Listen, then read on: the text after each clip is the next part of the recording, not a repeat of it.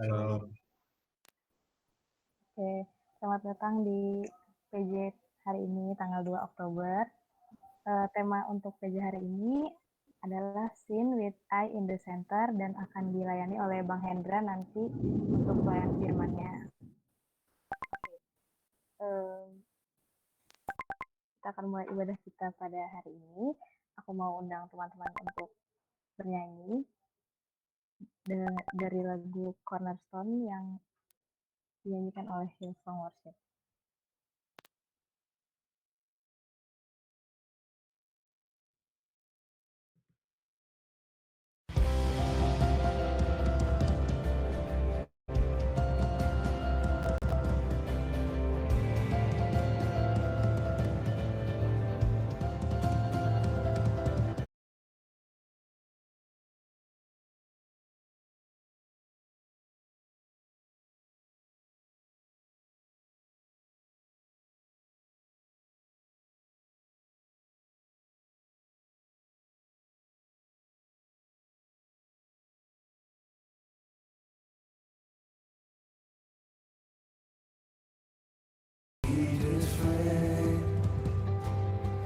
But wholly trust in Jesus' name. On every voice. My hope is built on nothing less than Jesus' love and righteousness. I dare not trust the sweetest friend, but wholly trust in Jesus' name. Christ alone, cornerstone, weak made strong in Savior's love. Through the storm, He is Lord, Lord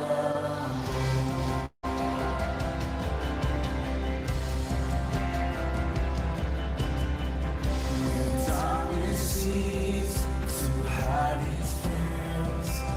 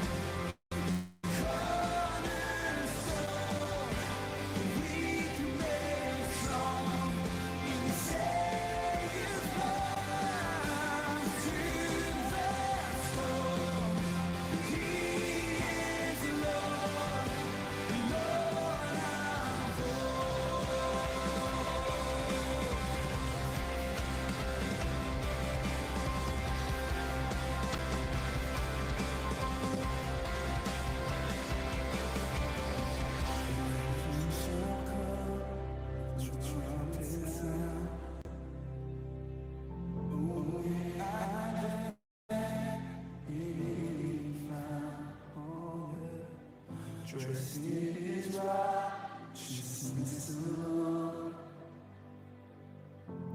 Fall stand before the throne.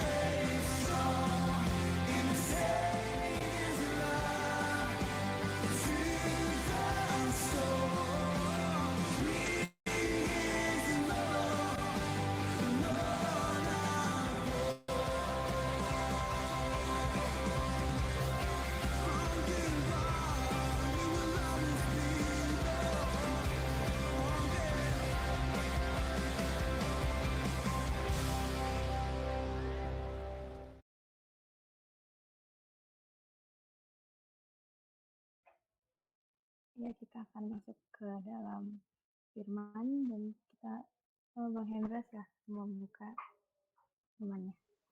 Oke. Ya, saya akan pasang ini ya, slide bisa di ini dulu. Oke. Saya coba dulu ya.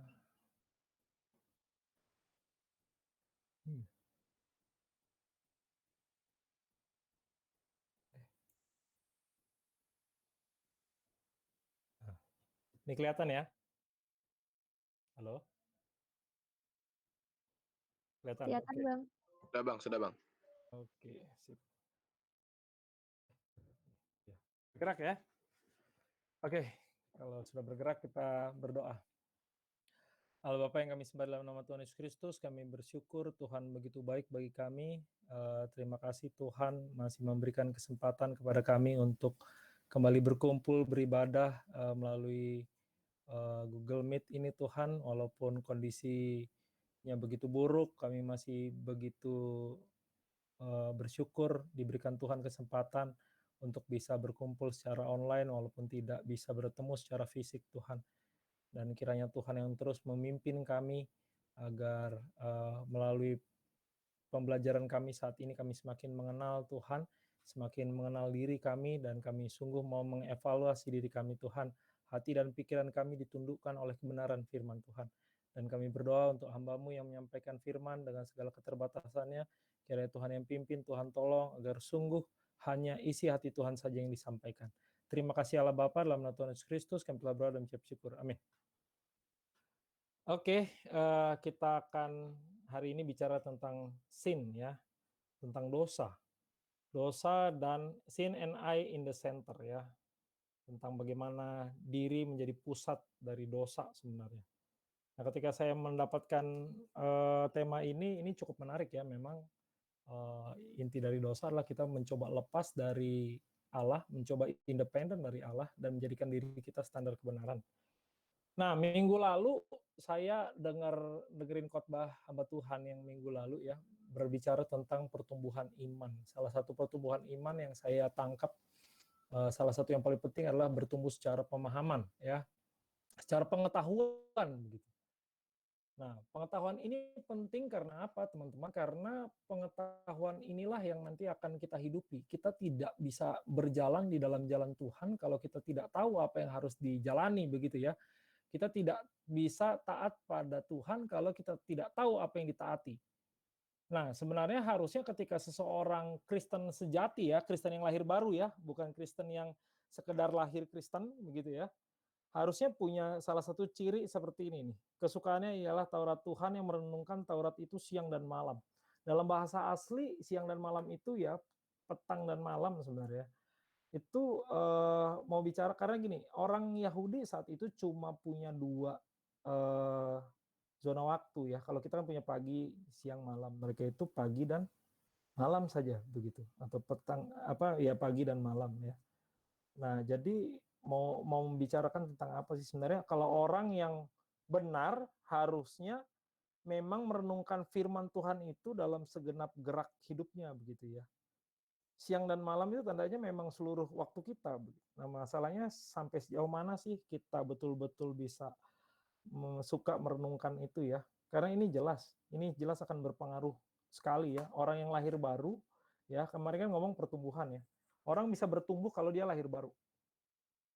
Kalau dia belum lahir baru, mau dia udah dibaptis 17 kali kek, ya, dia mau anaknya pendeta kek, dia mau sudah jadi pendeta kek, ya, kalau dia belum lahir baru, dia nggak akan bisa bertumbuh.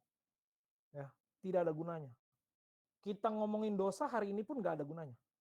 Ikut ibadah pun nggak ada gunanya. Dan hatinya tidak akan terpaut pada firman Tuhan. Karena apa? Karena sekali lagi, dosa ya pada hakikatnya dimulai ketika manusia mencoba lepas dari definisi Allah. Ya. Nah, kita akan bicara tentang narasi penciptaan dulu, ya. Manusia dan segala ciptaan lain diciptakan oleh Allah ya. Kalau kita sudah paling nggak rajin di sekolah minggu begitu ya, paling nggak kita tahu bahwa segala sesuatu diciptakan oleh Allah. Nah, ini kita tahunya dari mana? Dari Alkitab ya, karena Alkitab adalah wahyu Allah yang menyatakan diri sebagai pencipta di Kejadian 1. Nah, Kejadian 1 ngomong Tuhan Allah menciptakan langit dan bumi. Nah, masalahnya apa sih akibat dari pernyataan demikian begitu ya? Kalau memang Allah menciptakan langit dan bumi, dengan demikian definisi tentang segala ciptaan hanya Tuhan yang berhak menentukan. Nah, definisi tentang apa itu manusia? Kemana manusia harus bergerak? Apa tujuan hidup manusia? Segala kebenaran itu hanya Tuhan yang boleh menentukan. Definisi hanya ada di Tuhan. Ya, laki-laki mau nikah sama siapa? Perempuan. Nah, itu definisi dari Tuhan. Ya, siapa yang menentukan? Ya Tuhan. Nah, apa itu pelayanan? Dari Tuhan. Apa itu bekerja? Ya harus dari Tuhan. Karena apa? Karena yang menciptakan segala sesuatu adalah Tuhan. Jadi karena Tuhan yang menciptakan segala sesuatu, definisi harusnya kembali dari Tuhan. Ya, bukan yang lain. Ya. Dan ketika kita ngomong itu ya, ketika kita ngomong penciptaan, misalnya saya ngomong-ngomong tentang HP ya, HP contoh. HP merek Samsung, diciptakan oleh Samsung. Yang boleh menentukan definisi HP-nya gitu ya. Isinya, yang bisa menjelaskan isinya, bagaimana menggunakannya, bagaimana upgrade, bagaimana segala macam gitu ya, menambahkan fitur segala macam. Itu cuma Samsung. Apple walaupun punya teknologi tinggi sekalipun tidak bisa mendikte Samsung untuk menentukan bagaimana HP Samsung dijalankan. Karena apa? Karena jelas yang menciptakan Samsung. Samsung yang ngerti. Yang lain enggak ngerti. Orang cuma melihat dari luar. Jadi dia tidak berhak mendefinisikan. Nah, sama kayak kita. Kita diciptakan oleh siapa? Oleh Tuhan. Jadi yang berhak mendefinisikan hidup kita siapa? Tuhan. Siapa yang berhak mendefinisikan kerja kita? Tuhan. Belajar kita? Tuhan. Pacaran kita? Tuhan. Begitu ya. Nah, bahkan pacaran, makan minummu pun harusnya definisinya kembali kepada Tuhan. Ya. Manusia diciptakan segambar dan serupa dengan Allah. Nah, ini yang spesial ya. Manusia lebih dari semua ciptaan lain karena apa? Karena manusia diciptakan segambar dan serupa dengan Allah. Bukan segambar dan serupa dengan pohon. Bukan segambar dan serupa dengan anjing misalnya. Tidak segambar dan serupa dengan apalagi hewan-hewan lain. Karena apa? Karena jelas kita ini diciptakan segambar dan serupa dengan Allah. diciptakan segambar dan serupa dengan pencipta, begitu ya. Memang segambar dan serupa itu tidak menyatakan kita sama dengan Allah. Tetapi kita punya karakter-karakter Allah. Dengan demikian apa sih yang harusnya kita pikirkan begitu ya? Standar hidup kita harusnya dibandingkan dengan karakter Allah dong. Ya, bukan dengan orang lain, bahkan mereka yang mengaku diri Kristen. Banyak orang ngaku diri Kristen tapi gaya hidupnya sembarangan. Ya, banyak orang mengaku dirinya Kristen tapi ya nggak tahu saya ke depan mau ngapain ya. Ya yang penting saya dapat uang aja gitu ya. Atau misalnya kita orang Kristen tapi gaya hidupnya pun nggak kayak Kristen, nyontek mulu, tugas nggak pernah bikin ya, tidak bisa jadi teladan, atau pacaran sembarangan, beda agama gitu ya, pacaran sama agama pun ya itulah tidak kudus ya, pegang-pegangan lah apa segala macam gitu. Tapi kita kadang-kadang pakai pakai alasan begini, ya tapi masa semua orang begitu saya enggak boleh begitu ya. Ya jelas karena apa? Karena kita diciptakan tidak segambar dan serupa dengan orang lain gitu ya. Kita diciptakan segambar dan serupa dengan Tuhan. Jadi standar hidup kita harusnya ya Tuhan, bukan orang lain ya. Jangan karena dia pendeta atau dia orang Kristen mengaku begitu ya, kita menjadikan dia teladan, belum tentu. Tidak semua orang bisa dijadikan teladan. Teladan paling utama ya sebenarnya Kristus sendiri, begitu ya, bukan orang. Nah, dan manusia itu diciptakan dengan tujuan, ya. Jadi tidak ada yang tercipta sembarangan ya. Kejadian 1 ayat 26 sampai 30 jelas menyatakan manusia itu punya tujuan dalam hidupnya, diciptakan dengan sebuah maksud, bukan maksud sembarangan gitu, tapi sesuatu yang ditetapkan oleh Allah. Nah, itu bukan berarti kita terlepas dari tanggung jawab kita juga kepada Allah, karena dalam menjalankan tanggung jawab dunia ini ya, kan banyak orang mengkhotbahkan Kejadian 1 ayat 26 sampai 30 ini sebagai mandat budaya ya.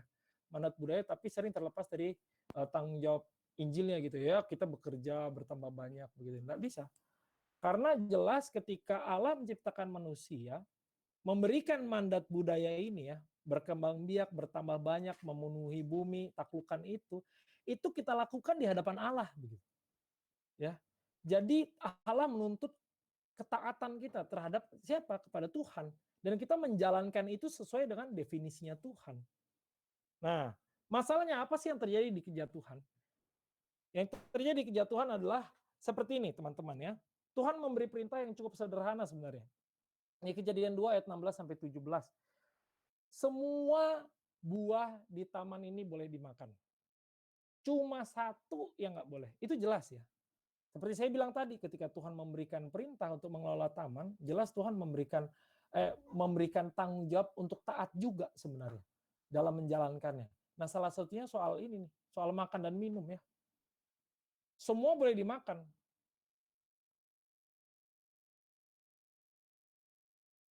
Yang nggak boleh cuma satu. Ya. Dan Tuhan jelas ngomong di Kejadian 2 ayat 16 sampai 17, kalau kamu makan, kamu mati. Jelas ya definisi Allah gimana? Semua boleh dimakan, semua ya. Kalau dimakan, mati. Yang satu itu. Ya. Semua boleh dimakan, cuma satu yang nggak boleh. Dan kalau satu itu dimakan, mati. Buah pengetahuan yang baik dan jahat. Ya dulu guru sekolah minggu saya mengajarkan itu apel. Itu kacau balau ya. Banyak guru sekolah minggu zaman sekarang jadi guru sekolah minggu cuma berbekal ini doang, berbekal kerinduan aja, nggak cukup deh. Orang Kristen itu diberikan Tuhan nggak cuma hati, tapi akal budi juga untuk mengasihi Tuhan. Kita harus pakai akal budi kita untuk betul-betul mengerti apa yang Tuhan inginkan begitu. Nah, di sini jelas definisi Tuhan semua boleh dimakan, yang nggak boleh cuma satu, dan kalau itu dimakan mati. Ya. Tapi iblis datang menawarkan definisi alternatif ya. Kalau kamu makan, kamu nggak akan mati. Itu di Kejadian 3 ya. Kamu malah tambah bonus nih, jadi seperti Allah dan yang jahat. Ya, Tuhan bilang kalau makan mati. Tapi iblis bilang kalau kamu makan nggak akan mati. Ya, gimana tuh? Terus ada bonusnya juga. Nah, dengan demikian sebenarnya iblis sedang menuduh Allah tuh. Menuduh otoritas Allah, menuduh motif Allah, menuduh kekudusan Allah. Ya, ini bahaya sekali. Tapi apakah ini benar gitu ya? Benar nggak sih manusia nggak akan mati gitu ya? Tapi Kak benar kok ketika habis makan mereka nggak mati tuh. Mereka masih hidup-hidup aja begitu ya. Terus manusia juga tahu tuh dia telanjang. Tapi teman-teman ya, itu semua dusta sebenarnya. Ya. Apakah iya manusia tahu apa yang baik dan yang jahat? Kalau soal mati, nanti kita akan bahas ya. Kematian ultimat seseorang bukan cuma pada tubuhnya, ya, tetapi kematian sesungguhnya yang Tuhan ingin bicarakan adalah kematian secara rohani, ya. Tetapi ketika kita bicara tentang tahu apa yang baik dan yang jahat, jelas sekarang manusia sekarang aja udah bingung nih mana yang baik dan yang jahat, ya. Jelas Alkitab mengatakan LGBT itu dosa. Tapi zaman sekarang bahkan banyak teolog ya berpendapat, jadi bagaimana ini? LGBT itu bagaimana? Bagaimana kalau orang berhubungan seks secara gay gitu ya? Yang penting kan mereka diberkati di gereja. Yang salah kan kalau dia berhubungan seks dengan orang yang tidak menikah, dinikahkan di gereja gitu ya. Kalau gitu nikahin aja. Jadi nggak apa-apa, nggak masalah. Itu jadi perdebatan zaman sekarang, padahal jelas pemburit tidak ada di dalam kerajaan sorga. Banyak teolog berdebat hal-hal yang sebenarnya sudah jelas, gitu ya, mencoba menanamkan definisi sendiri. Kita akhirnya bingung mana yang benar, mana yang salah, ya. Terus banyak orang zaman sekarang, orang-orang Kristen ya, berpikiran bahwa semua penderitaan adalah buruk ya, jahat gitu. Dan ketika seorang kaya itu berkat, apa iya benar demikian?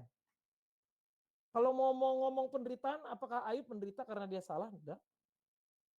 Tuhan Yesus adalah yang paling menderita, ya. Allah yang suci menderita dengan keadaan yang begitu terkutuk di atas kayu salib. Apakah karena Tuhan jahat? Apakah itu sebuah kejahatan gitu ya? Enggak, ya. Tuhan Yesus mati bukan karena dia jahat, tapi karena kita yang jahat. Dan itu bukan hal yang buruk, itu hal yang indah, ya. Nah, kalau kita ngomong kekayaan sama dengan berkat, ya koruptor itu gimana kalau dia kaya? Dari hasil korupsi, mencuri ya, atau perampok segala macam. Apakah orang-orang seperti itu udah pasti mendapatkan berkat? Apakah kekayaannya adalah berkat? Belum tentu. Jadi orang zaman sekarang bingung ya, mana yang benar, mana yang salah, mana yang baik, mana yang tidak. Nah, apa sih respon manusia ya? Nah, kalau kita baca ya, teman-teman boleh baca di rumah nih, di Alkitab masing-masing. Kejadian 3 ayat 6 kita buka sama-sama ya, saya akan bacakan. Kejadian 3 ayat 6. Perempuan itu melihat bahwa buah pohon itu baik untuk dimakan dan sedap kelihatannya. Lagi pula pohon itu menarik hati karena memberi pengertian. Nah, lalu ia mengambil dari buahnya dan dimakannya. Dan diberikannya juga kepada suaminya yang bersama-sama dengan dia. Dan suaminya pun memakannya. Jadi respon manusia untuk godaan iblis tadi adalah apa? Ya, dia menciptakan definisi baru. Ya, dia nggak cuma ikut definisinya iblis, manusia coba menciptakan definisi baru. Dia bilang apa? Buah itu baik untuk dimakan. Masalahnya pertanyaannya gini, tahu dari mana itu baik? Jelas Tuhan bilang kalau makan mati. Kenapa dia bilang itu baik? Sama kayak kita bilang gini, jangan minum baygon ya. Kalau kamu minum baygon, kamu mati. Nah, nggak akan ada orang yang bilang baygon baik untuk diminum. Tapi bagaimana mungkin Hawa ya melihat pohon itu baik? Itu loh, pikiran yang coba independen dari definisinya Allah. Mencoba terpisah, bergeser dari apa yang sudah Tuhan tetapkan begitu. Dan lucunya menambahkan sebuah definisi baru lagi gitu ya, sedap kelihatannya gitu ya. Nah, ini udah mulai main perasaan nih, sedap ya, sedap-sedap. Padahal pertanyaannya sekarang gini, pernah nggak dia makan buah pengetahuan baik dan jahat? Kan tidak pernah. Jadi tahu dari mana yang itu sedap? Ya, aneh gitu. Dengan melihat kita tahu itu sedap. Sama kan kayak zaman sekarang. Banyak laki-laki dan perempuan jatuh dalam dosa karena apa? Karena matanya dibiarkan untuk belanja begitu ya. Dan menentukan sesuatu itu indah misalnya ya, laki-laki melihat tubuh perempuan, perempuan juga melihat laki-laki begitu ya. Terus membiarkan matanya itu ya memberikan pengertian ya memberikan pandangan dan hatinya membuat sebuah pengertian. Oh, ini yang cantik, ini yang indah gitu ya. Akhirnya teruslah manusia jatuh dalam dosa seksual karena apa? Karena ya itu, kita menciptakan definisi baru tentang semua realita di atas muka bumi ini, ya. Terus setelah dia menciptakan definisi baru ya, yang tidak ada sebenarnya, bukan itu yang diincar Tuhan, ternyata dia menerima definisi setan ya. Menarik hati. Kenapa menarik hati? Memberi pengertian. Pengertian apa tadi? Tahu yang baik dan yang jahat. Seperti Allah, tahu yang baik dan yang jahat. Bahkan sebenarnya mereka berelasi dengan Allah. Kenapa tidak tanya Allah apa yang baik dan yang jahat? Itulah bentuk manusia mau terpisah dari Allah. Saya tidak perlu lagi tanya pada Tuhan apa yang baik dan yang jahat. Nggak perlu. Saya aja yang tentukan. Jadi bagaimana caranya? Saya makan buah. Ya, ini melanggar perintah Tuhan jelas. Ya, dimakan sama dia dan gak cuma dimakan, tapi diajak suaminya makan dan suaminya pun ikut. Yang ngeri adalah suaminya si Adam ini adalah orang yang mendengarkan perintah itu dari Tuhan secara langsung. Tapi karena dia melihat Hawa makan dan kayaknya tidak terjadi apa-apa, dia juga makan. Nah ini loh, saat dimana manusia mulai menjadikan dirinya ya, diri ya, I itu ya, patokan kebenaran. Kita tidak mau lagi taat sama definisinya Tuhan. Nah, apa terjadi ketika Tuhan datang ya? Dia Tuhan memanggil Adam, Adam, di manakah engkau begitu ya? Nah, itu Allah bukannya nggak tahu ya, tapi Allah sudah tahu ini ada keterhilangan. Sudah ada tuh keterpisahan relasi ya. Ada yang terhilang. Siapa? Adam dan Hawa. Di manakah engkau? Ya. Karena dia sudah tidak dalam posisinya, ya. Kekudusannya, ordonya sudah salah semua, ya. Dan ketika ditanya kenapa kamu melakukan ini, apa yang dilakukan Adam? Adam menyalahkan Hawa dan Tuhan sekaligus. Yang disalahkan tidak cuma Hawa. Teman-teman kalau memperhatikan baik-baik ya, ditulis di sini. Perempuan di ayat 12 ya, Kejadian dia 3 ayat 12 saya akan bacakan. Manusia itu menjawab, perempuan yang kau tempatkan di sisiku, dialah yang memberi dari buah pohon itu kepadaku, maka aku makan. Jadi sekaligus dia mau bilang, perempuan ini yang salah. Tapi siapa yang menempatkan perempuan itu? Kan Tuhan. Nah itu loh.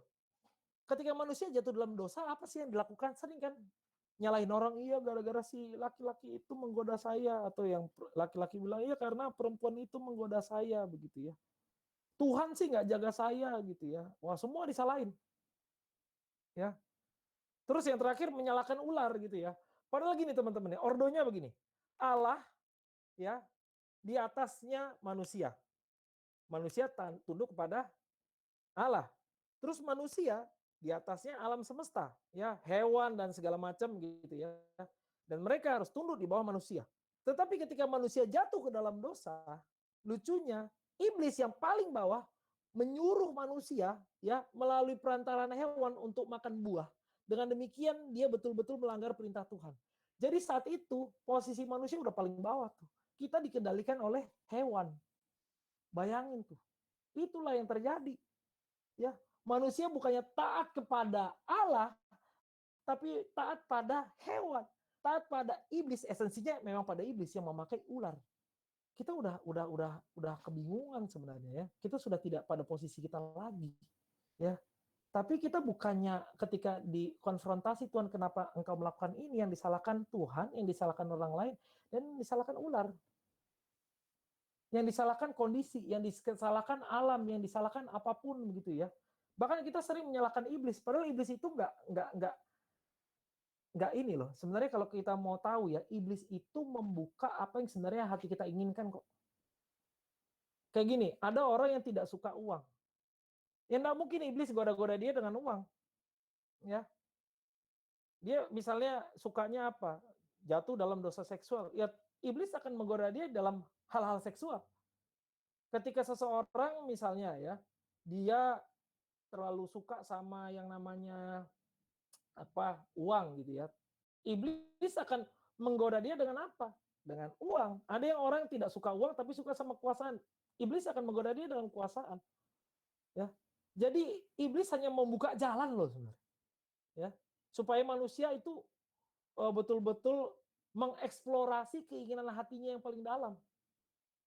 Nah, jadi ketika manusia jatuh dalam dosa dan dikonfrontasi oleh Tuhan, apa yang terjadi? Ya semua salah, kita salahkan orang lain, semua disalahkan, alam disalahkan, manusia lain disalahkan, Tuhan disalahkan, tapi saya enggak pernah salah. Yang salah bukan saya. Nah inilah, ya. Dan apa sih akibat kejatuhan tadi begitu ya? Semua orang punya natur berdosa ya. Kejadian 6 ayat 5 kalau teman-teman baca ya. Tuhan sendiri yang ngomong ya di dalam Alkitab. Ketika dilihat Tuhan bahwa kejahatan manusia besar di bumi dan bahwa segala kecenderungan hatinya selalu membuahkan kejahatan semata-mata. Kejadian 8 ayat 21. Tapi kan orang bilang, tapi kan ini kejadiannya sebelum manusia dimusnahkan ya dengan air bah. Loh, tapi setelah manusia keluar dari air bah pun ya, Tuhan tetap menyatakan bahwa di Kejadian 8 ayat 21 ya, menyatakan bahwa gini. Ini ketika mereka keluar dari bahtera, terus Nuh memberikan persembahan bagi Tuhan ya. Nah, ketika Tuhan mencium persembahan di ayat 21 berbunyi demikian, ketika Tuhan mencium persembahan yang harum itu, berfirmanlah Tuhan dalam hatinya, aku takkan mengutuk bumi ini lagi karena manusia, sekalipun yang ditimbulkan hatinya adalah jahat dari sejak kecil. Jadi ada manusia yang terlahir baik? Tidak ada. Sekarang pertanyaannya gini, anak kecil siapa yang ngajarin dia berbohong? Tidak ada. Tapi kenapa dia bisa berbohong? Ya karena emang naturnya udah berdosa kok. Ya. Jadi tidak ada orang yang suci, teman-teman ya. Jelas. Dan Roma 3 ayat 23 jelas mengatakan semua orang telah berdosa dan kehilangan kemuliaan Allah. Penerjemahannya agak keliru ya, sebenarnya nggak hilang. Ya, tapi kalau bahasa Inggrisnya fall short of atau rusak kualitasnya. Jadi sebenarnya gini, manusia tetap punya ciri-ciri kemuliaan Allah tadi ya. Misalnya contoh apa? Kita tetap pintar gitu ya. Tapi kepintaran kita pakai untuk menyakiti orang lain, untuk mencuri, untuk melawan Tuhan begitu ya. Sekarang gini, banyak sekali peradaban di atas muka bumi, banyak sekali suku bangsa. Dan begitu kreatif kita menciptakan baju adat apa segala macam, tapi budaya yang sama pun menciptakan senjata untuk membunuh orang lain kan. Setiap kebudayaan ada senjata membunuhnya. Bayangkan. Ya. Jadi kemuliaan Allah tetap ada. Kita punya daya kreatif karena Allah adalah Allah yang pencipta. Tapi kita kreatif menciptakan senjata pembunuh. Ya, bahkan ada bom atom begitu ya. Nah, kita pintar, tapi kita gunakan kepintaran kita untuk apa? Untuk hal-hal yang jahat. Bahkan ada yang punya rupa baik, kita pakai rupa baik kita itu ya, yang ganteng, yang cantik untuk memanfaatkan orang lain juga. Nah, termasuk pada orang suci ya, Yesaya 64 ayat 6. Dia menyatakan apa? Kesalehannya seperti kain kotor. Kain kotor ini kan kain pembalut ya, yang dipakai perempuan saat itu. Dan itu najis loh bagi orang zaman itu. Benar-benar dibuangnya nggak sembarangan teman-teman. Dibuang di luar jauh ya, digali ya. Banyak kan nggak ada softtek, cuma pakai kain ya. Jadi ketika keluar betul-betul wow. Dan Yesaya menyamakan kesalehan dia, bukan dosanya ya. Yang dia samakan apa? Kesalehannya. Kesalehannya seperti kain kotor. Dan Roma 7 ya, Paulus yang menurut kita ya, pandangan manusia dia adalah satu yang paling top ya, menulis banyak sekali kitab di Perjanjian Baru mengatakan bahwa dalam diriku tidak ada yang baik. Ya. Dan sepanjang sejarah manusia ya, kita terus melawan Allah kok. PL, PB sampai sekarang termasuk kita. Nah, inilah rusak relasi ya, manusia dengan Allah. Manusia lebih suka menentukan apa yang baik bagi mereka. Bahkan mencoba mendefinisi Tuhan yang cocok bagi dirinya. Nah, zaman sekarang dalam kekristenan pun muncul seperti ini. Allah kita itu adalah yang kasih ya. Jadi Allah pasti mengerti kok, nggak apa-apa ya. Jadi mencuri sekali nggak apa-apa lah begitu ya. Tuhan nanti pasti ampuni kok. Ya, nggak apa-apa lah nonton film porno sekali nggak apa-apa, nanti Tuhan ampuni. Nggak apa-apa lah ya. Nyontek sekali nggak apa-apa. Ya mungkin kita nggak mengucapkan itu teman-teman ya, tapi kita melakukan itu kok. Saya nggak ngomong, nggak apa-apa lah, saya nggak nonton film porno, nanti Tuhan pasti ampuni. Enggak kok.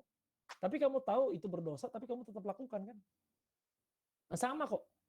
Tuhan pasti ngerti. Karena kita merasa, oh ya, upah dosa maut ya, mautnya kan nanti belakangan gitu ya. Kamu tidak menyadari di saat yang sama kamu sedang melukai Tuhan, merusak relasimu dengan Tuhan. Dan Allah pasti mengerti, Allah tidak akan menghukum dengan secara fisik, enggak juga. Orang yang bilang, oh Tuhan Yesus itu penuh kasih. Ya, berbeda dari Allah Bapa. Wah ini doktrin ngawur ya.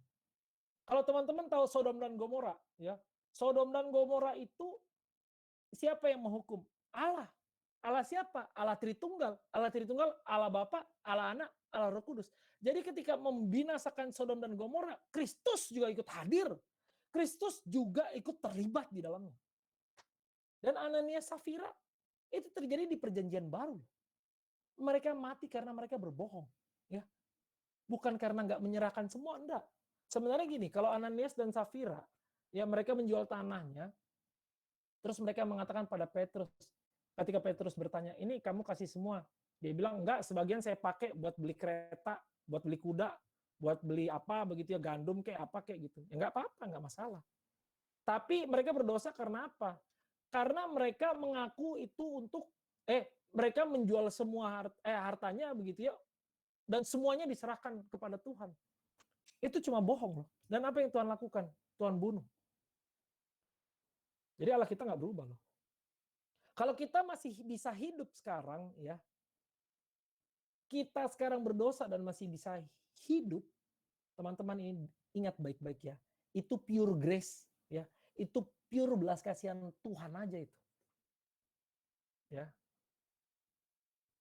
Dan sekarang akibat ya Tuhan jadi alat pemuas diri aja. Ya. Pokoknya kalau lagi susah datang ke Tuhan. Baca firman Tuhan maunya baca yang Mazmur-Mazmur aja. Kalau lagi putus baru baca Mazmur. Ya. Tapi Amsal paling malas dibaca. Karena apa? Karena Amsal ketika ngomong bodoh, yang dibicarakan diri kita sendiri gitu ya. Ketika saya pertama kali membaca Amsal itu saya merasa gila ya. Ini benar-benar kitab yang berbicara tentang diri saya ini. Ketika ngomong bodoh ya itu saya semua. Makanya banyak orang nggak suka baca Amsal. Karena apa? Karena Amsal itu mencerminkan diri kita yang berdosa. Tapi yang mencerminkan diri kita bagian yang bodohnya begitu ya. Sebelum kita lahir baru tentunya ya. Harusnya kalau kita udah lahir baru ya nggak membaca itu dengan dari sisi situ juga ya. Tapi tetaplah ya kita masih bergumul. Nah, Tuhan jadi alat pemuas diri. Banyak sekarang ya pendeta-pendeta ya mengajarkan ya memberi banyak gitu ya nanti supaya Tuhan memberkati, supaya Tuhan memberkati ngomongnya ya jadi Tuhan kayak ini loh, kayak ikan di comberan gitu ya. Kita kasih cacing supaya nanti dapat ikan lebih besar gitu. Ya, Tuhan adalah comberannya begitu.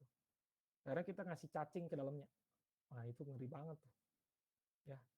Kalau kamu melakukan perbuatan baik ya, hanya untuk supaya mendapatkan sesuatu dari Tuhan, kamu tidak betul-betul memahami nilai kekristenan yang sesungguhnya. Ya. Firman Tuhan juga cuma jadi alat pemuas diri, jadinya diputar-putar. Ketika misalnya ada seorang hamba Tuhan berkhotbah sesuatu yang salah dibandingkan dengan Alkitab gitu ya, terus kita rebuke gitu ya. Oh enggak, itu maksudnya enggak ke situ. Enggak apa-apa lah, kan yang penting maksudnya baik. Ya kalau memang maksudnya baik gini lah teman-teman ya. Biarkanlah orang di luar sana ya mencuri hartamu di rumah, terus dibagikan kepada orang miskin di luar sana. Ya, enggak apa-apa kan? Itu kan niatnya baik. Ya, harusnya yang seperti itu kita biarkan dong. Orang-orang mental Robin Hood itu harusnya kita okekan aja, nggak masalah. Ya, atau para koruptor dia korupsi banyak-banyak gitu ya, mencuri duit negara terus dikasih ke gereja, ya enggak apa-apa dong kalau gitu. Ya enggak masalah lah. Kan niatnya baik ngasih ke gereja, enggak bisa lah. Kalau definisi Tuhan gini, persembahan itu harus kudus, ya kita harus mendapatkannya juga dengan kudus dong, harusnya ya. Jadi sekali lagi teman-teman, Tuhan dan firman Tuhan itu bukan alat pemuas diri harusnya. Tetapi sesuatu yang harus ditaati begitu ya. Bukan kita ya yang membuat Tuhan dan firman Tuhan jadi sesuatu yang harus tunduk pada kita begitu. Alat pemuas diri kita. Nah, menyembah Tuhan juga dengan cara yang fokus memuaskan dan menyenangkan diri. Anak muda zaman sekarang itu ya fokusnya, kenapa kamu ibadah di sana? Karena cocok sama saya. Nah, ini persis kayak kasus patung lembu emas ya. Patung lembu emas itu, teman-teman, kita jangan pikirkan gini, patung lembu emas itu orang Israel sedang menyembah Allah lain atau berhala lain. Enggak. Mereka mencoba menyembah Allah Yahweh sebenarnya. Tapi dengan definisi mereka. Jadi Allah Yahweh itu yang kayak begini loh, lembu emas. Karena apa? Kalau teman-teman baca, ketika mereka menyelesaikan lembu emas itu mereka ngomong apa? Inilah Allah yang membawa kita keluar dari tanah Mesir. Jadi mereka mau menyembah Allah itu dengan cara mereka sendiri. Memberikan persembahan kepada Tuhan dengan cara yang mereka mau. Nah sekarang evaluasi dirimu, kamu ikut ibadah itu karena apa? Fokusmu di mana? Menyenangkan diri, memuaskan diri, atau pengen dengar firman Tuhan? Atau benar-benar mau tunduk pada Tuhan, mencari kebenaran sejati, semakin mengenal Tuhan? Atau memang cuma sekedar pengen entertainment aja, kayak orang-orang Israel? Berapa yang Tuhan lakukan? Tuhan hukum mereka habis-habisan. Ya, banyak yang mati. Kenapa? Tuhan enggak maulah. Kalau kamu mau nyembah saya, harus sesuai dengan definisi saya. Kamu mau kasih persembahan sama saya, harus sesuai dengan saya. Ya, nggak bisa teman-teman kita cinta Tuhan gitu ya, tapi kasih Tuhan apa yang kita mau. Itu sama kayak kamu pacaran ya, kamu datang ke restoran makan gitu ya, sama pacarmu, kamu tahu pacarmu nggak suka pedas, kamu suka pedas. Tapi karena kamu suka pedas, kamu kasih dia makanan pedas. Itu namanya salah kaprah. Ya sama kayak kita sering menjadikan Tuhan demikian.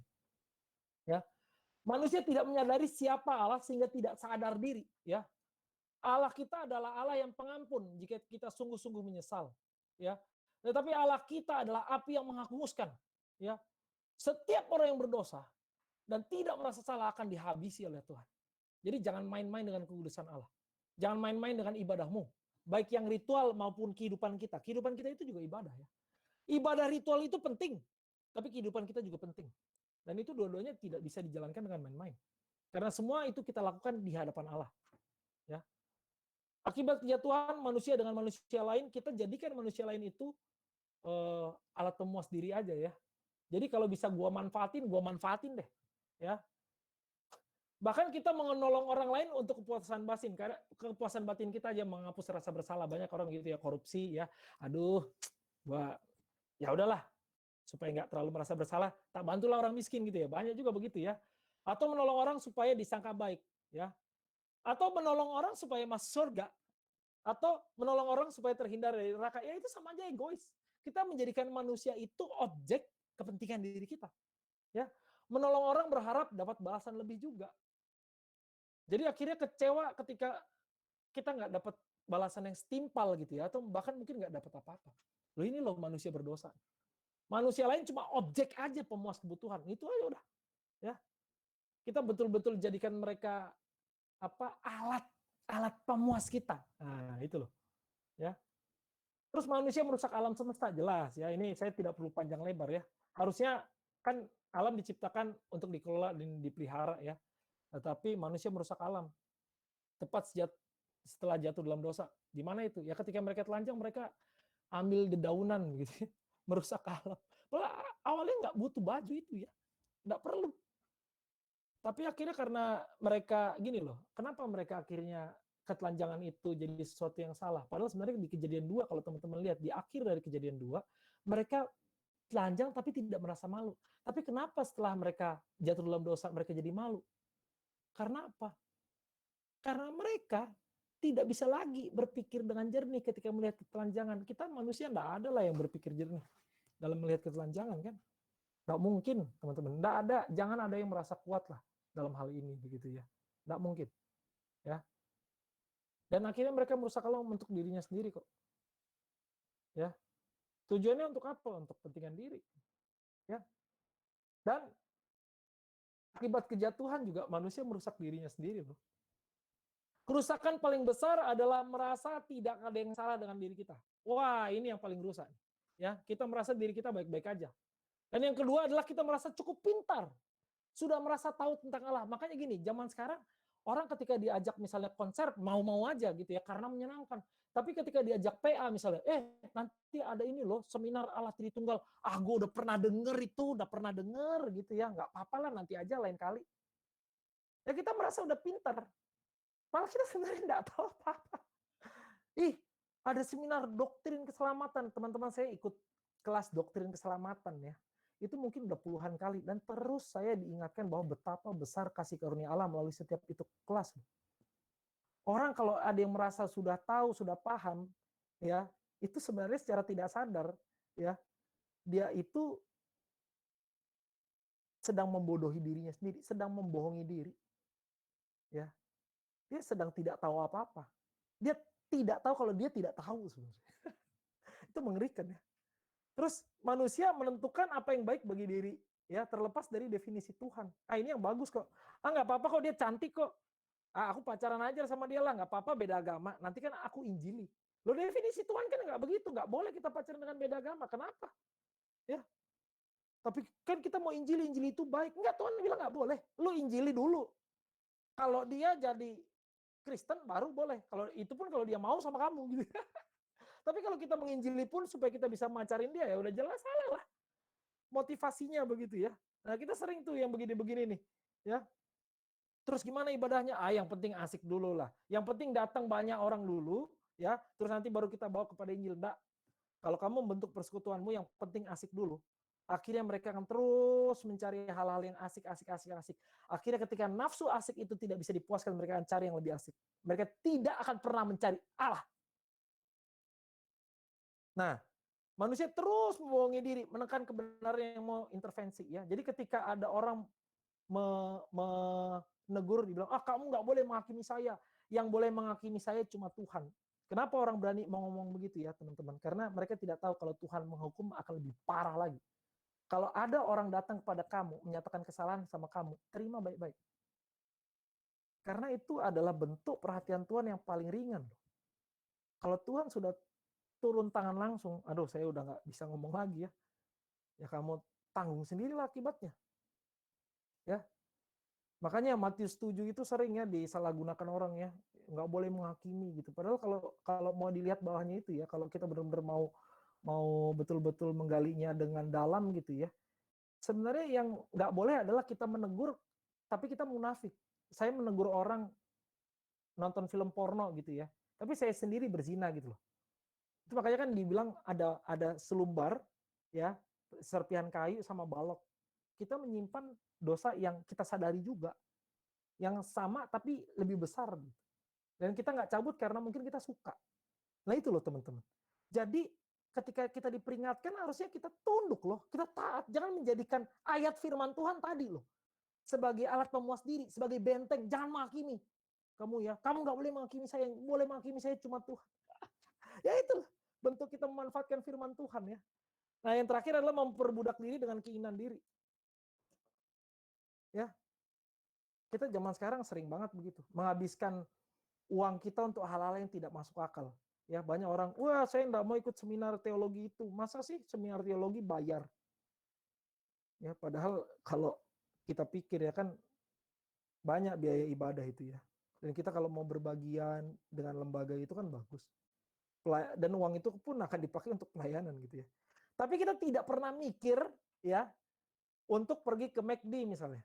Untuk pergi nonton bioskop gitu ya. Sekali nonton 50.000. Ya habis itu ke McD 50.000, 100.000 sekali jalan. Tapi kasih persembahan sama Tuhan, ya ikut seminar teologi yang bagus, mikir-mikir begitu ya, nggak ada uang bilang.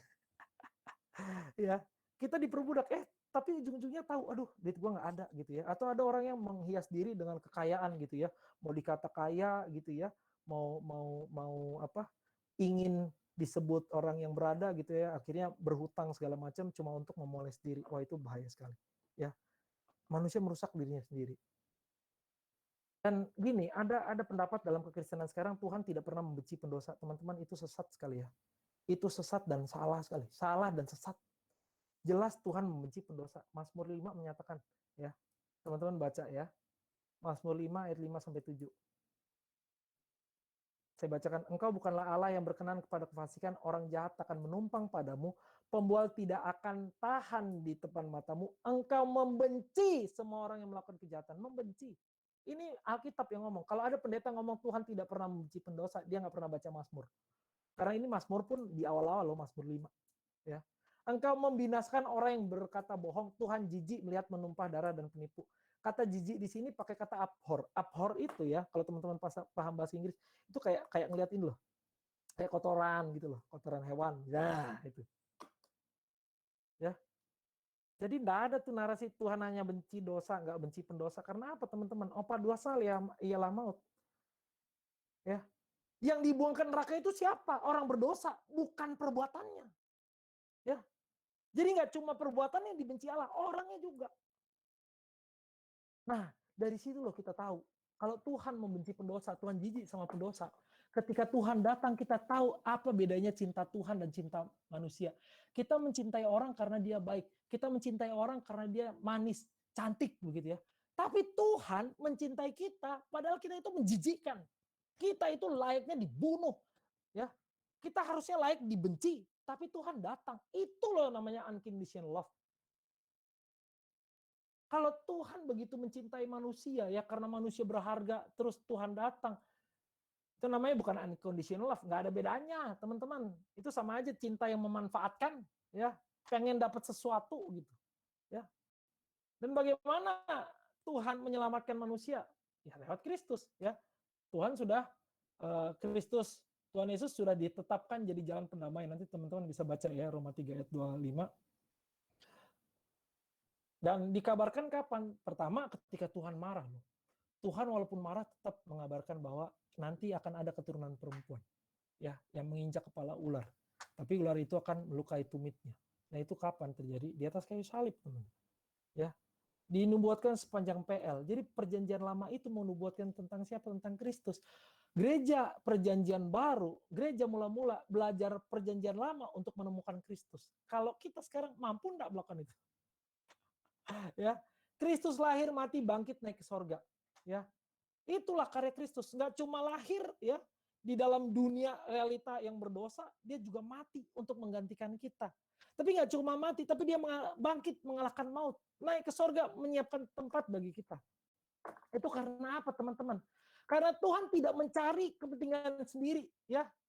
Seperti kita kan sering nih mencari kepentingan sendiri, pujian yang sia-sia ya. Harusnya kita seperti Kristus loh, yang tidak menganggap kesetaraan dengan Allah itu sebagai milik yang harus dipertahankan, tetapi mengosongkan dirinya ya. Dan taat merendahkan diri sampai mati di kayu salib. Ya. Makanya ketika Kristus mengatakan yang mau mengikut aku harus menyangkal diri, pikul salib, ikut aku. Karena apa? Karena Kristus melakukannya terlebih dahulu supaya kita bisa hidup. Dan jelas, Kristus telah mati buat semua orang supaya mereka yang hidup tidak lagi hidup untuk dirinya sendiri, tapi untuk Dia yang telah mati dan telah dibangkitkan untuk mereka. Ya, masalahnya kita sekarang hidup buat siapa begitu? Evaluasi diri kita masing-masing ya. Dan jelas, ketika kita sudah dilahirbarukan oleh Tuhan, kita akan dimampukan untuk mengasihi Tuhan dan sesama dengan benar ya. Kasihi Tuhan Allah dengan segenap hati, jiwa, akal, budi, teman-teman ya. Itulah hukum yang terutama. Dan hukum yang kedua, mengasihi sama manusia seperti diri kita sendiri. Ya. Ini disebut mengasihi diri dengan definisi yang benar. Orang yang tidak taat pada Allah ya tadi akan merusak dirinya sendiri. Nah, lewat mana sih kita tahu apa yang benar dan yang salah? Jelas dari firman Tuhan. Makanya salah satu ciri orang yang sudah lahir baru adalah dia melekat pada firman Tuhan. Dia akan merindukan kebenaran ya. Karena dia tahu dari firman Tuhan inilah dia bisa hidup ya, diperlengkapi untuk melakukan setiap perbuatan baik yang sudah Tuhan tentukan sebenarnya. Ya memang ketika kita lahir baru ya, kita akan tetap jatuh dalam dosa. Karena kita masih hidup dalam tubuh yang fana ini ya. Nah, tapi jelas kita punya Allah yang baik ya. Nggak ada orang yang kuat kok. Semua lemah kita. Kita lemah. Sampai nanti akhirnya ketika kita mati dan dibangkitkan gitu ya. Ketika Kristus datang kedua kali, baru itulah kita akan menerima kesempurnaan. Tapi dalam proses itu teman-teman, ketika engkau berdosa, engkau tahu kamu melakukan dosa ini, kamu menyakiti hati Tuhan. Jadi kamu bertobat bukan sekedar karena kamu takut hukuman Tuhan, tapi karena kamu tahu kamu sudah menyakiti hati Tuhan. Hati Tuhan yang sudah mati buat kamu. Ya. Makanya oleh karena itulah kita harus mendengar Injil setiap hari ya. Karena kita bisa lupa kok tiap hari. Martin Luther aja ngomong gitu, apalagi kita. Ya. Jadi ayolah sama-sama teman-teman, kita sadari, kita hidup diciptakan oleh Tuhan untuk kemuliaan nama Tuhan.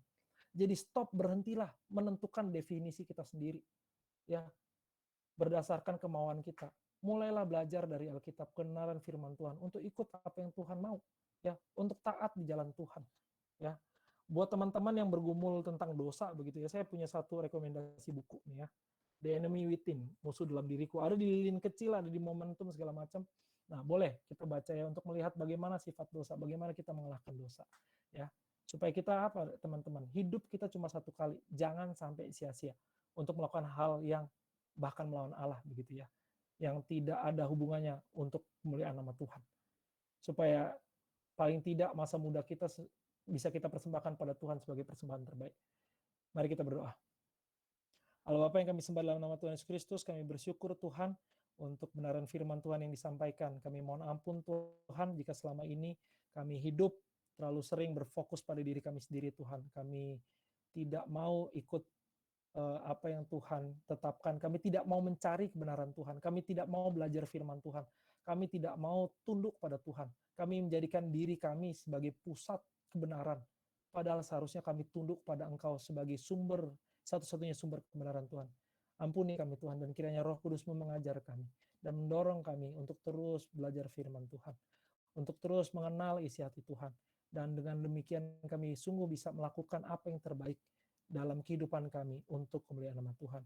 Kami mohon tolong kami Tuhan, agar hidup kami yang cuma satu kali ini betul-betul memuliakan nama Tuhan. Dan masa muda kami yang cuma satu kali ini Tuhan, betul-betul kami persembahkan sebagai persembahan terbaik bagi Tuhan. Terima kasih Allah Bapa, dalam nama Tuhan Yesus Kristus, kami telah berdoa dan ucap syukur. Amin.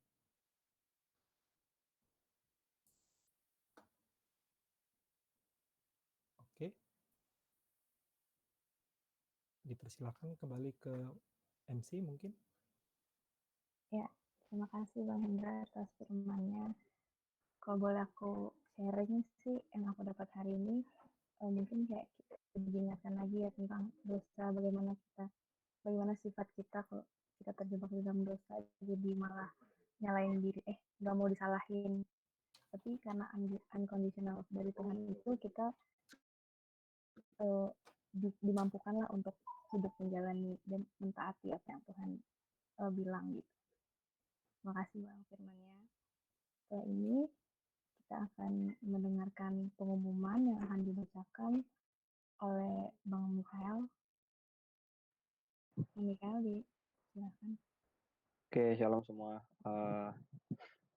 Hari ini aku akan bacain pengumuman minggu ini. Pertama untuk pelayan hari ini ada Bang Hendra sebagai pembicara yang membawakan firman Tuhan pada siang hari ini. Terus MC ada Karin, Angkatan 2018. Pendoa saya sendiri, Inka Angkatan 17, dan multimedia Kevas Angkatan 2018. Ini kita presisi untuk pelayan pada siang hari ini, dan ini ada pelayan untuk minggu depan. Kayaknya yang nama-nama yang tertulis di layar tolong dipersiapkan untuk hati dan pikiran untuk melayani Tuhan. Berikutnya kita ada doa siang. Ini harusnya Selasa ya. Jadi kita sekarang doa siang tuh setiap hari Selasa. Waktunya masih sama 12.20. Terus di link yang sama. Ya, ini untuk pendoanya tolong dipersiapkan. Ini harusnya Reka lagi ya. Nanti dipastiin lagi deh pendoanya. Harusnya bukan. Tadi di awal kan pendoanya Tohas. Jadi ini harusnya Tohas. Oke. Untuk teman-teman yang punya pergumulan atau butuh dukungan doa, bisa ngisi form yang tertera bit.ly/sini aku doain. Nanti akan didoakan oleh pengurus, dan kalau misalnya berkenan untuk diumumkan di OA PO Fasilkom nanti juga bisa, biar nanti juga bisa diumumkan, jadi kita semua bisa doain bareng-bareng gitu. Ada lagi. Nah ini kalau teman-teman punya ya oke. Ini ada yang berulang tahun selama seminggu ini dari 26 September sampai 2 Oktober. Ya mungkin buat yang ada yang kenal bisa nanti di WC selamat ulang tahun gitu. Oke, ada lagi. Oke, sekarang kita akan masuk dalam doa syafaat. Mari kita bersatu dalam doa. Terima kasih Tuhan, kami sungguh bersyukur pada siang hari ini kami bisa berkumpul tempat ini untuk beribadah bersama meskipun tidak bertemu secara langsung, secara fisik. Kami sungguh bersyukur Tuhan atas waktu yang Kau berikan. Kami bersyukur untuk Bang Hendra yang sudah bawakan firman-Mu, yang sudah menyampaikan firman-Mu. Engkau yang kiranya berkati Bang Hendra terus dalam pelayanannya, dalam kesehatan, dalam keluarganya. Biar kiranya Bang Hendra bisa terus Engkau pakai untuk melayani-Mu lebih luas lagi dan lebih lagi Tuhan. Terima kasih Tuhan. Kami juga berdoa untuk teman-teman yang sudah pelayan-pelayan yang sudah melayani hari ini. Kami juga berdoa bersyukur Tuhan untuk pelayanan hari ini biar kiranya Kau juga yang pakai terus pelayan-pelayan ibadah pada hari ini. Kami juga berdoa untuk Fasilkom, kami berdoa untuk PJJ yang sekarang sudah berlangsung 3 minggu. Kami sungguh bersyukur Tuhan selama 3 minggu terakhir kami bisa melaksanakan perkuliahan meskipun jarak jauh online, yang terus menyertai kami Tuhan sehingga proses belajar mengajar juga berjalan dengan lancar dan kami bisa bersyukur bisa tetap menikmati berkat-Mu, yaitu ilmu-ilmu yang didapatkan di Fasilkom ini Tuhan. Kami juga berdoa untuk PO Fasilkom, kami berdoa untuk proses pemuritan Pipa dan Kakak yang sampai saat ini masih berjalan. Kau yang kiranya berkati untuk setiap pemimpin kelompok supaya terus Kau berikan hikmat, terus Engkau terus berikan semangat untuk bisa menjaga pemuritan dengan baik, dengan maksimal, sesuai dengan firman-Mu. Kami berkati untuk setiap anak-anak IPA atau kakak yang mungkin sudah mengikuti atau yang mungkin saat ini masih keras hatinya untuk tidak mau mengikuti. Kau yang kiranya berkati, kau yang kiranya lembutkan hatinya biar kiranya bisa ikut juga serta dalam pemuritan ini biar kiranya semuanya untuk kemuliaan nama saja Tuhan. Dan kami juga berdoa untuk bangsa dan negara kami berdoa untuk Indonesia yang saat ini masih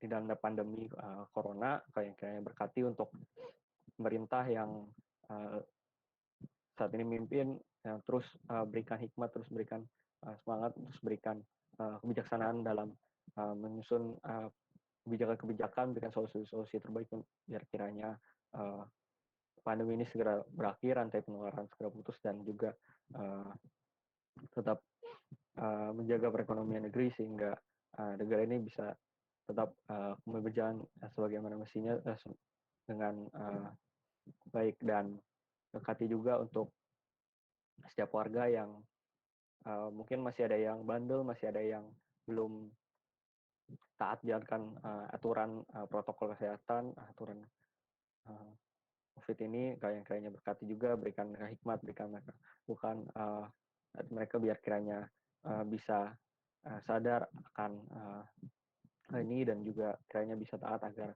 penularan COVID ini segera berakhir. Dan berdoa juga untuk pilkada yang tetap berlangsung di tengah pandemi ini. Biar kiranya Engkau berkati proses pilkada yang ada, rangkaian yang ada dari sekarang udah masa kampanye sampai nanti akhirnya masa pemilihan. Engkau yang kiranya berkati untuk setiap calon agar bisa berkompetisi dengan bijaksana, dengan sehat, dan juga nantinya siapapun yang terpilih berasal daripada-Mu Tuhan. Dan Engkau juga berkati kondisi dunia yang sekarang sudah mulai pulih untuk beberapa negara. Engkau yang kiranya berkati supaya dunia bisa segera 100% pulih dari COVID ini Tuhan. Terima kasih Tuhan, kami sungguh bersyukur Tuhan. Sebentar kami akan lihatkan akses kami berikutnya. Kau yang kiranya berkati. Setelah kami berada dalam nama kami berdoa dan mengucap syukur. Amin.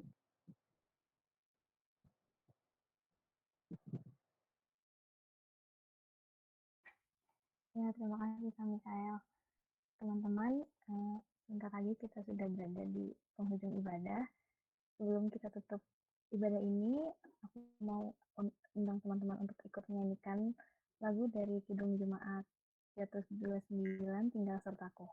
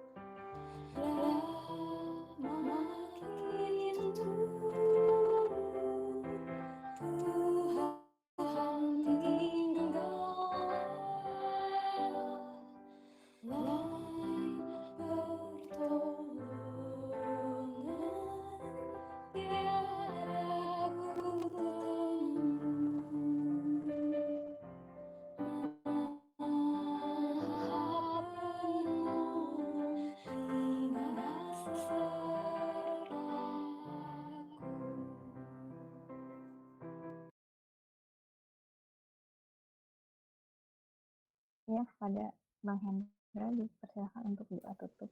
Oke, marilah kita berdoa. Allah Bapa yang kami sembah dalam nama Tuhan Yesus Kristus, kami bersyukur untuk ibadah yang sudah berlangsung. Kiranya Tuhan yang menolong kami, Tuhan, agar selepas dari ibadah ini kami pun bisa menunjukkan hidup yang sungguh kudus di hadapan Tuhan. Kami sungguh, Tuhan, menyerahkan hidup kami sebagai ibadah yang sejati di hadapan Tuhan. Tolong kami, Tuhan, dalam segala pergumulan kami melawan dosa-dosa kami, agar kami sungguh semakin taat kepada Tuhan. Berikan kami kekuatan oleh Roh Kudus-Mu, Tuhan, untuk bisa melawan setiap dosa-dosa yang terus menyerang kami. Dan kiranya kami diberi hikmat bijaksana dari Tuhan untuk betul-betul bisa mengalahkannya, Tuhan. Tolong Tuhan berkati kami, karena kami tahu Tuhan sendiri yang sudah mengalahkan kuasa dosa. Kami ini, Tuhan, butuh kekuatan dari Tuhan untuk terus-menerus, Tuhan, berjalan di jalan Tuhan. Berikan kami kekuatan, berikan kami hikmat bijaksana, agar kami pun yang sudah diberkati oleh Tuhan menjadi berkat bagi banyak orang. Terima kasih Allah Bapa, kami bersyukur untuk PJ hari ini, kami bersyukur untuk persekutuan Oikumene Fasilkom ini, Tuhan. Kiranya melalui persekutuan kami ini banyak orang yang kembali kepada Tuhan, dan kami pun terus dikobarkan api penginjilan dalam hati kami, Tuhan, sehingga tidak hanya dalam momen-momen ibadah saja kami melakukan kehendak Tuhan, tetapi di luar sana, Tuhan, kami betul-betul taat kepada Tuhan dengan mengabarkan Injil kepada teman-teman kami.